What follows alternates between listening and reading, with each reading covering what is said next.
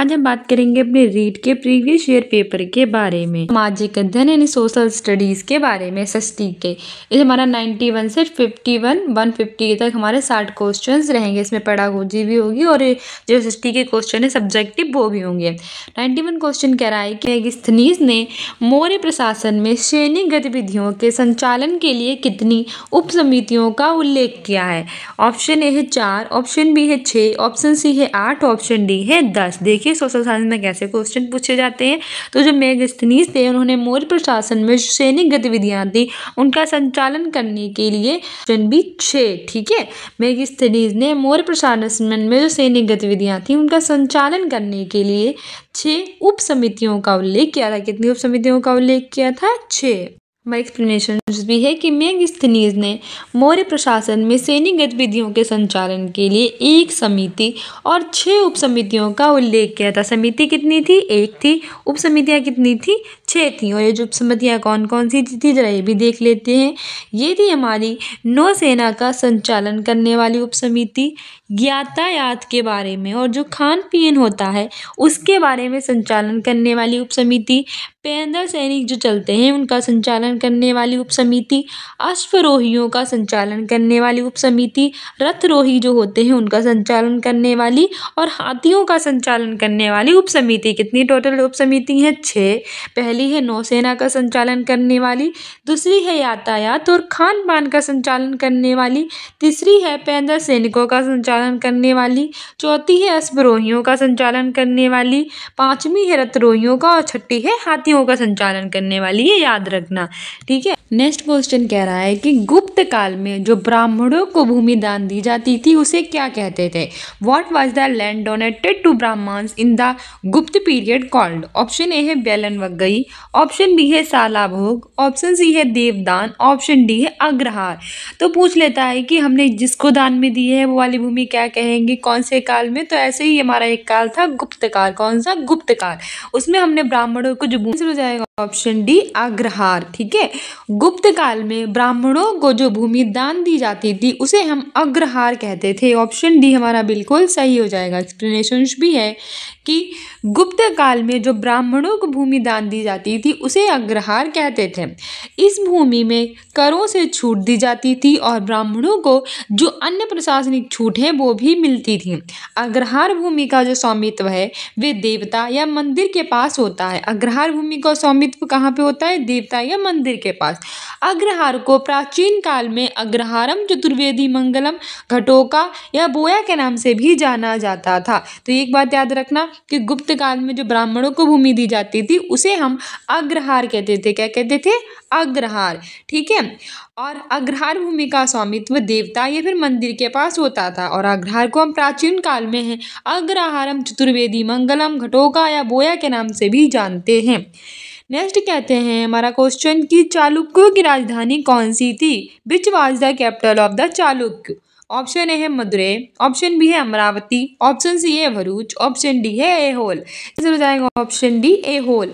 जो चालुक्य थे उनकी राजधानी यानी जो कैपिटल थी वो एहोल थी। ठीक है, चालुक्यों की राजधानी क्या थी? एहोल। हमारे एक्सप्लेनेशन भी है कि एहोल चालुक्यों की पहली राजधानी थी। तो अभी ऐसे पूछ ले कि चालुक्यों की पहली राजधानी क्या थी, तो एहोल थी। एहोल किसकी राजधानी थी? चालुक्यों की। कौन से नंबर की थी? पहली। तो कई सारे क्वेश्चन बनते हैं।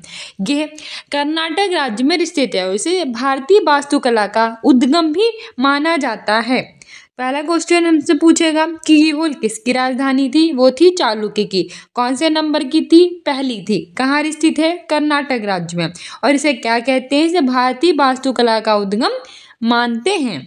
बादामी चालुक्यों की द्वितीय राजधानी थी। दूसरी राजधानी क्या थी चालुक्यों की? बादामी। इसे बातापी भी कहते थे। पुलकेशियन प्रथम ने 543 ईस्वी में बादामी को अपनी राजधानी बनाया था। अभी ये भी याद रखना कि जो एहोल थी वो चालुक्यों की पहली राजधानी थी जो कि कर्नाटक में है और इसे भारतीय वास्तुकला का उद्गम कहते हैं। वहीं बादामी जिसे हम बतापी भी कहते हैं ये चालुक्यों की द्वितीय यानी कि दूसरी राजधानी थी।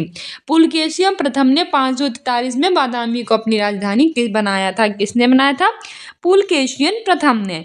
नेक्स्ट है कि who was the first sultan visit the shrine of Khwaja Moinuddin Chishti, यानी कि ख्वाजा मुइनुद्दीन चिश्ती की जो दरगाह है उस पर आने वाला पहला सुल्तान कौन था? ऑप्शन ए है कुतुबुद्दीन ऐबक, ऑप्शन बी है इल्तुतमिश, ऑप्शन सी है मोहम्मद बिन तुगलक, ऑप्शन डी है अलाउद्दीन खिलजी। सही आंसर हो जाएगा ऑप्शन सी मोहम्मद बिन तुगलक। ठीक है, ख्वाजा मुइनुद्दीन चिश्ती थे, इनकी दरगाह पर पहली बार जो सुल्तान आया था, पहला सुल्तान जो आया था वो मोहम्मद बिन तुगलक था, याद रखना। एक्सप्लेनेशन भी है कि ख्वाजा मुइनुद्दीन चिश्ती की दरगाह पर आने वाले पहले सुल्तान जो थे वो मोहम्मद बिन तुगलक थे। इस दरगाह का निर्माण गुलाम वंश के जो सुल्तान थे इल्तुतमिश उन्होंने करवाया था। जो हमारी ख्वाजा मुइनुद्दीन चिश्ती की दरगाह है वो किसने बनवाई थी? वो बनवाई थी इल्तुतमिश ने। किस कौन से काल के थे ये? इल्तुतमिश गुलाम वंश के थे और इस पर आने वाले पहले सुल्तान थे मोहम्मद बिन तुगलक। ये दरगाह कहाँ स्थित है? अजमेर शरीफ में है और ख्वाजा मुइनुद्दीन चिश्ती के गुरु जो थे वो ख्वाजा उस्मान आहरूनी थे। कौन थे? ख्वाजा उस्मान आहरूनी। पहला आपसे क्वेश्चन पूछेगा, बताइएगा। ठीक है, फर्स्ट क्वेश्चन हमारा है कि ख्वाजा मुइनुद्दीन चिश्ती की दरगाह कहाँ स्थित है? हमारा सही आंसर है अजमेर। ख्वाजा मुइनुद्दीन चिश्ती की दरगाह अजमेर शरीफ में स्थित है। ख्वाजा मुइनुद्दीन चिश्ती के गुरु कौन थे? तो ख्वाजा उस्मान हारूनी थे। इस पर आने वाले पहले सुल्तान कौन थे? मोहम्मद बिन तुगलक थे। इसका निर्माण कौन से वंश में हुआ था? गुलाम वंश में। किसने करवाया था? इल्तुतमिश ने करवाया था। इल्तुतमिश किस वंश के थे? गुलाम वंश के थे। नेक्स्ट हमारा क्वेश्चन कह रहा है कि पोलज, परती, चाचर व बंजर भूमि के प्रकार किस काल से संबंधित हैं? यानी कि जो हमारे पोलज, परती, चचर और हमारे जो बंजर भूमि लैंड है इसके types belong to which period? कौन से काल से संबंधित हैं? ऑप्शन ए है मौर्य काल से, ऑप्शन बी है गुप्त काल से, ऑप्शन सी है सल्तनत से और ऑप्शन डी है मुगल काल से। सही आंसर हो जाएगा ऑप्शन डी मुगल। पोलज है, परती है, चाचर है और बंजर है, ये किसके प्रकार है? ये सब भूमि के प्रकार हैं। किस काल से संबंधित है? मुगल काल से संबंधित। तो सिर्फ दो ही क्वेश्चन याद रखना है कि भूमि के प्रकार जो हैं वो कौन कौन से हैं? तो है पोलज, परती, चाचर और बंजर। तो आपसे पूछेगा कि पोलज, परती, चाचर और बंजर क्या है? तो ये है भूमि के प्रकार। किस काल से संबंधित है? तो मुगल काल से। हमारी एक्सप्लेनेशन है कि पोलज, परती, चाचर और बंजर ये सब भूमि के प्रकार हैं और ये सब मुगल काल से संबंधित हैं प्रकार। पोलज है वो क्या होता है? ये भूमि में प्रत्येक वर्ष खेती की जाती है, तथा किसी भी वर्ष परती नहीं छोड़ा जाता है। पोलज जो होता है वो भूमि का प्रकार होता है जिसमें हर साल खेती होती है और किसे कभी भी खाली नहीं छोड़ते हैं। दूसरा है परती, ये जमीन को 1 या 2 वर्ष के लिए परती रहने दिया जाता है, यानी 2 वर्ष के लिए इसे खाली छोड़ दिया जाता है। फिर चाचर जो होता है ये भूमि को 3 या 4 वर्षों के लिए रहने दिया जाता है और बंजर भूमि को 5 वर्ष या उससे अधिक समय के लिए छोड़ दिया जाता है। तो आपसे पूछेगा पोलज क्या है? इसे कभी नहीं छोड़ा जाता खाली। परती है इसे 2 वर्ष के लिए छोड़ते हैं, 1 या 2 वर्ष। चाचर है इसे 3 या 4 वर्ष के लिए और बंजर भूमि उसे 5 वर्ष या उससे अधिक के लिए, उसे हम बंजर भूमि इसीलिए कहते हैं। नेक्स्ट है कि which was Akbar's favourite style of calligraphy, यानी कि अकबर की जो सुलेख की पसंदीदा शैली कौन सी थी? ऑप्शन ए है नस्तलिक, ऑप्शन बी है कुफिक, ऑप्शन सी है मंजिलावादी, ऑप्शन डी है हैरात। सही आंसर हो जाएगा ऑप्शन ए नस्तलिक। अकबर की सुलेख की फेवरेट स्टाइल यानी पसंदीदा शैली नस्तलिक है। कौन सी है? नस्तलिक। एक्सप्लेनेशन भी है, अकबर की सुलेख की पसंदीदा शैली नस्तलिक थी। ये लंबे क्षैतिज स्ट्रोक के साथ एक तरह शैली है जो कश्मीर के मोहम्मद हुसैन अकबर के दरबार में नस्तलिक शैली के उत्तम शिल्पकारों में से एक थी। क्या थी? एक की पसंदीदा शैली कौन सी थी? नस्तलिक। ठीक है, कैसी थी? लंबे क्षैतिज स्ट्रोक के साथ एक तरह शैली थी। कहाँ थी? कश्मीर के मोहम्मद हुसैन अकबर के दरबार में नस्तलिक शैली के उत्तम सुलेखकारों में से एक थी। नेक्स्ट है who painted a picture titled the relief of Lucknow about 1857, यानी मोस्ट इम्पोर्टेंट है। द रिलीफ ऑफ लखनऊ नामक चित्र है जो कि 1857 यानी 1857 विषय में किसने बनाया था? ऑप्शन ए है मार्शल, ऑप्शन बी है मिस व्हीलर, ऑप्शन सी है Thomas Johns Worker, option D है जोसेफ। सही आंसर हो जाएगा option C, Thomas Johns Worker. The relief of Lucknow नामक जो चित्र है वो 1857 के विषय में थॉमस जॉन्स वर्कर ने बनाया था। हमारी एक्सप्लेनेशन है कि द रिलीफ ऑफ लखनऊ नामक चित्र 1857 के विषय में थॉमस जॉन्स वर्कर को, जो एक प्रतिष्ठित ब्रिटिश कलाकार थे, उन्होंने बनवाया था। इसमें ब्रिटिश सेना के राहत की लड़ाई को चिन्हित किया गया था। जो राहत की उनकी लड़ाई थी ब्रिटिश सेना की, उसको चिन्हित किया था। ये चित्र 1857 विद्रोह की जो घटनाएं थी उनको दर्शाने वाला एक महत्वपूर्ण ऐतिहासिक कैसा था? दस्तावेज था। ठीक है, क्या बातें हमें याद करनी है कि द रिलीफ ऑफ लखनऊ क्या है? ये चित्र है। द रिलीफ ऑफ लखनऊ क्या है? ये एक चित्र है। कब थे? 1857 के विषय में। कौन से विषय में? 1857 के विषय में। ठीक है, थॉमस जॉन्स वर्कर जो कि ब्रिटिश कलाकार थे, उन्होंने इसे बनवाया था। किसने बनवाया था? Thomas Johns Worker. कौन थे? प्रतिष्ठित ब्रिटिश कलाकार थे। ठीक है, ये ब्रिटिश सेना के राहत की लड़ाई को चिन्हित करता था और 1857 की घटनाओं को इसमें दर्शाया गया एक महत्वपूर्ण दस्तावेज था। अब ये 97 का है, 98 का ये मोस्ट इम्पॉर्टेंट क्वेश्चन है, क्योंकि ये तो हमारे सी टेट में, यूपी टेट में और रीट का तो है ही प्रीवियस है। तो मतलब ये बहुत ज़्यादा टीचिंग के एग्जाम में पूछा जाने वाला क्वेश्चन है। Who was the author of the book गुलामगिरी? गुलामगिरी नामक पुस्तक के लेखक कौन थे? ऑप्शन ए है दयानंद सरस्वती।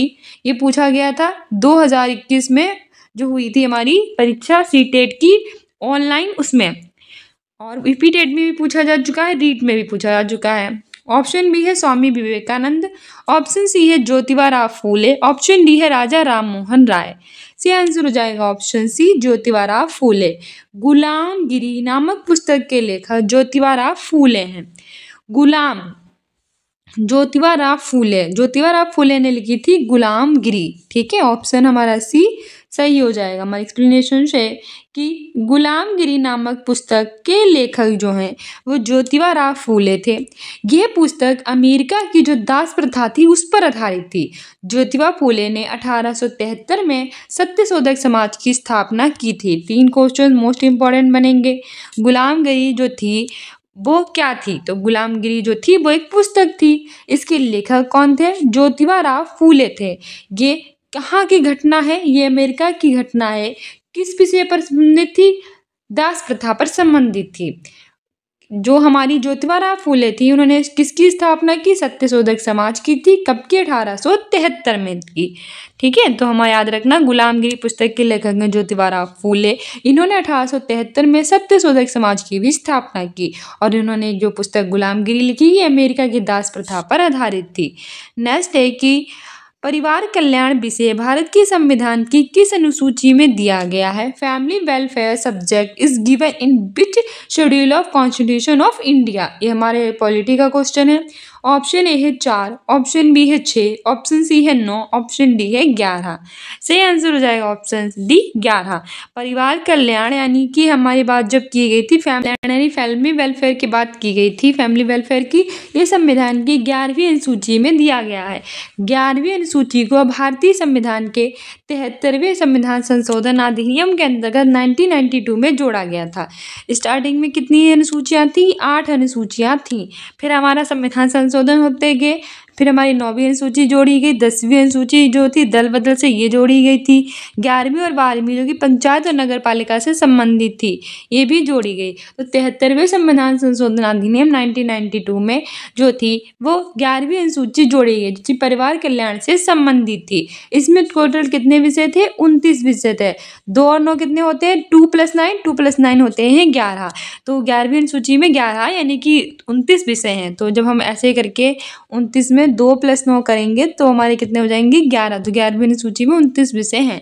ये भारतीय संविधान में कुल 12 अनुसूचियां हैं। बनते हैं, पहला है कि परिवार कल्याण यानी कि फैमिली वेलफेयर भारत के संविधान की किस अनुसूची में है, तो 11वीं अनुसूची में है। 11वीं अनुसूची में कुल कितने विषय हैं, 29 विषय हैं। ठीक है, क्या ये स्टार्टिंग में थी, नहीं थी। कब जोड़ी गई, 73वें संविधान संशोधन द्वारा जोड़ी गई। कब जोड़ी गई, 1992 में जोड़ी गई। और वर्तमान में कुल कितनी अनुसूचियां हैं, 12 हैं। क्या स्टार्टिंग में 12 थी, नहीं थी। कितनी थी, 8 थी। ठीक है, ये सब याद रखना।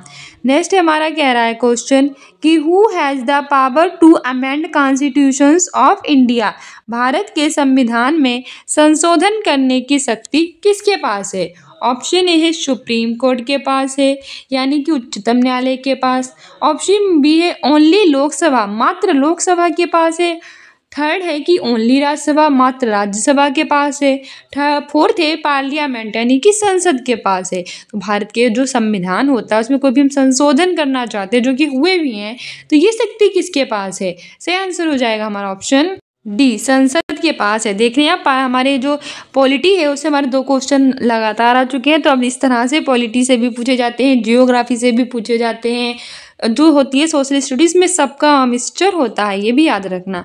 तो ऑप्शन डी हमारा सही एक्सप्लेनेशन भी है कि भारतीय संविधान के अनुच्छेद यानी भारत का आर्टिकल है 368, ठीक है 368, इसके अंतर्गत संविधान में संशोधन करने की शक्ति किसके पास होती है, संसद के पास। संसद के किसी भी सदन में विधेयक प्रस्तुत कर संविधान संशोधन की प्रक्रिया की स्टार्टिंग कर सकते हैं। यानी कि जो हमारे भारतीय संविधान में जो संसद होती है इसके 3 पार्ट होते हैं, लोकसभा, राज्यसभा और राष्ट्रपति। तो हम कहीं भी इसे दे सकते हैं और इसकी स्टार्टिंग कर सकते हैं क्या करने की, संशोधन करने की। संसद के दोनों सदनों में विधेयक को अलग अलग कुल बहुमत से पारित होना आवश्यक होता है। नेक्स्ट है कि when is legal service day celebrated in India, यानी भारत में जो विधिक सेवा दिवस है वो हम कब मनाते हैं। ऑप्शन ए है 1 जनवरी, ऑप्शन बी है 10 अगस्त, ऑप्शन सी है 9 नवंबर, ऑप्शन डी है 10 दिसंबर। सही आंसर हो जाएगा ऑप्शन सी 9 नवंबर। भारत में जो विधिक सेवा दिवस है यानी कि लीगल सर्विस डे है वो हम 9 नवंबर यानी 9 नवंबर को सेलिब्रेट करते हैं। ठीक है, 1 जनवरी को हम DRDO यानी डिफेंस रिसर्च डेवलपमेंट ऑर्गेनाइजेशन का स्थापना दिवस मनाते हैं। साथ ही इस दिन हम जो है वो न्यू ईयर भी सेलिब्रेट करते हैं, और जो हमारा है वर्ल्ड फैमिली डे वो भी सेलिब्रेट करते हैं, विश्व परिवार दिवस। ठीक है, तो 9 नवंबर हमारा सही आंसर हो जाएगा। हमारी एक्सप्लेनेशन भी है कि भारत में राष्ट्रीय विधिक दिवस 9 नवंबर को मनाया जाता है। इस दिन की शुरुआत उच्चतम न्यायालय ने 1995 में की थी, और इस मनाने का मुख्य उद्देश्य होता है नागरिकों को निष्पक्ष और उचित न्याय प्रक्रिया सुनिश्चित करने के लिए क्या करना, जागरूक करना। नेक्स्ट है state the correct sequence of words mentioned in the preamble of the constitution of India, Bharat के संविधान की उद्देशिका में वर्णित शब्दों का सही अनुक्रम बताइए। ऑप्शन ए है बंधुता, समता, स्वतंत्रता, न्याय, fraternity, equality, liberty, justice. Option B है समता, स्वतंत्रता, न्याय, बंधुता, equality, liberty, justice, fraternity. Third है स्वतंत्रता, समता, न्याय, बंधुता। चौथा है न्याय, स्वतंत्रता, समता, बंधुता। सही आंसर हो जाएगा इसमें हमारा ऑप्शन डी, न्याय यानी कि जस्टिस, स्वतंत्रता यानी कि लिबर्टी, समता, इक्वालिटी, बंधुता, फ्रेटर्निटी। ठीक है, न्याय, स्वतंत्रता, समता, बंधुता, जस्टिस, लिबर्टी, इक्वालिटी और फ्रेटर्निटी। हमारी एक्सप्लेनेशन भी कह रही है कि भारत के संविधान की उद्देशिका में वर्णित शब्दों का सही अनुक्रम है न्याय, स्वतंत्रता, समता और बंधुता। भारतीय संविधान की प्रस्तावना को हमने 26 नवंबर 1949 में अंगीकृत किया था, और 26 जनवरी 1950 को ये प्रभावी हुआ। जो प्रस्तावना थी ये संविधान के सिद्धांतों को क्या करती है, प्रस्तुत करती है। कब हुआ था हमारा अंगीकृत, देखो ये क्वेश्चन भी आपसे पूछा जा चुका है कई बार, सीटेट रीट में दोनों एग्जाम्स में, रिपीटेड, तो बिहार में भी ये आ चुका है। मतलब टीचिंग में ऐसे क्वेश्चन आते ही है, रिपीट होते ही रहते हैं। तो अगर आप सीटेट की तैयारी कर रहे हैं, बिहार शिक्षक भर्ती की कर रहे हैं, रीट की कर रहे हैं, यूपी टेट की कर रहे हैं, किसी भी एग्जाम की कर रहे हैं, तो एक दूसरे के प्रीवियस ईयर देख सकते हैं, क्योंकि ये सब रिपीट होते रहते हैं। ठीक है, तो पूछा गया था कि भारत के संविधान को कब अंगीकृत किया गया था? प्रस्तावना को 26 नवंबर 1949 में। प्रभावी कब हुआ था? 26 जनवरी 1950 को। ठीक है, इसमें वर्ण क्या है इनका? सही अनुक्रम, न्याय, स्वतंत्रता, समता और बंधुता। नेक्स्ट है कि भारत में लैंगिक अपराधों से बालक का संरक्षण अधिनियम यानी कि जो पॉस्को है वह कब लागू हुआ?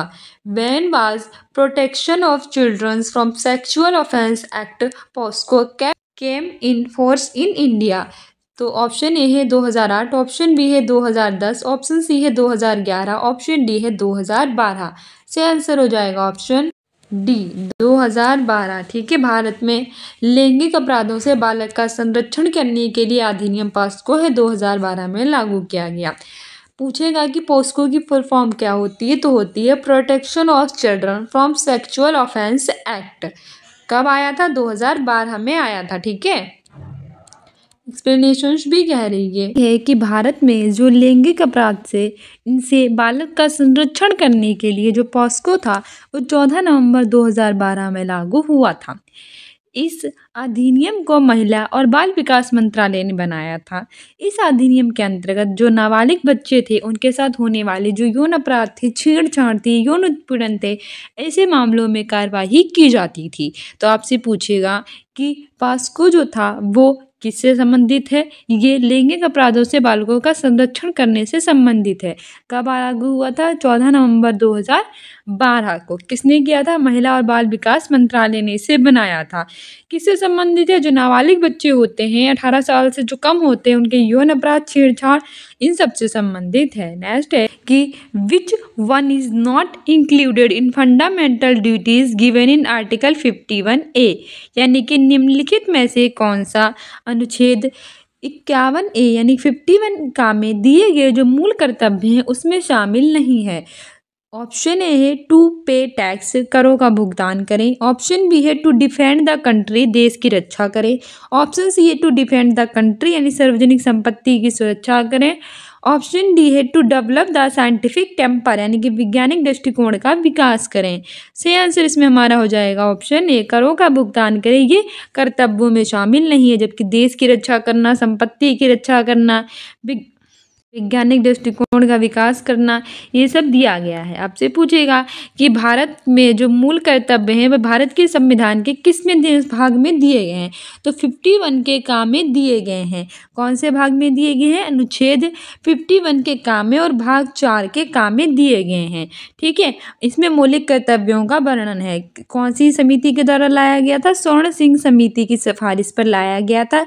10 मौलिक कर्तव्यों को जोड़ा गया था। वर्तमान में 11 मौलिक कर्तव्य हैं। यानी कि फर्स्ट क्वेश्चन आपका है कि भारत संविधान में जो मौलिक कर्तव्य हैं क्या उनका वर्णन है? हाँ है। कौन से अनुच्छेद में है? 51 के काम में है। भाग में 4 के है, भाग 4 काम में है।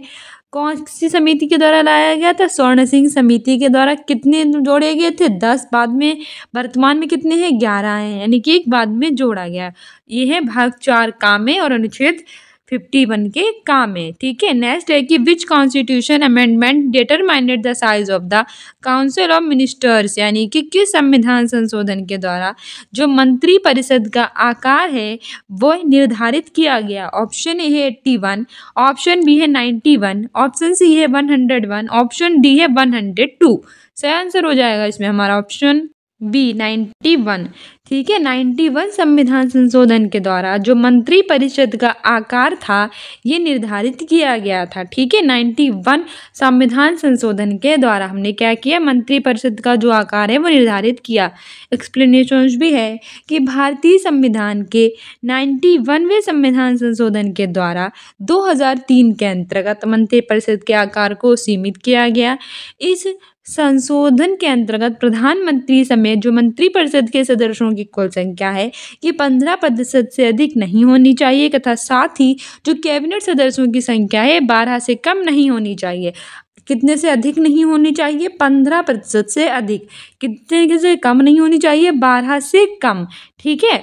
जो हमारा प्रधानमंत्री समेत मंत्रिपरिषद के सदस्यों की कुल संख्या 15% से अधिक नहीं होनी चाहिए और कैबिनेट सदस्यों की संख्या 12 से कम नहीं होनी चाहिए और 15% से अधिक नहीं होनी चाहिए। कौन से संशोधन में किया गया है? 91 में संविधान संशोधन 2003 के अंतर्गत। तो स्टूडेंट्स, ये था हमारा रीट का प्रीवियस ईयर का पेपर। रीट यानी कि Rajasthan eligibility examination of teacher, Rajasthan अध्यापक पात्रता परीक्षा लेवल 2 का था, यानी कि जूनियर लेवल था, 6 to 8 के लिए था।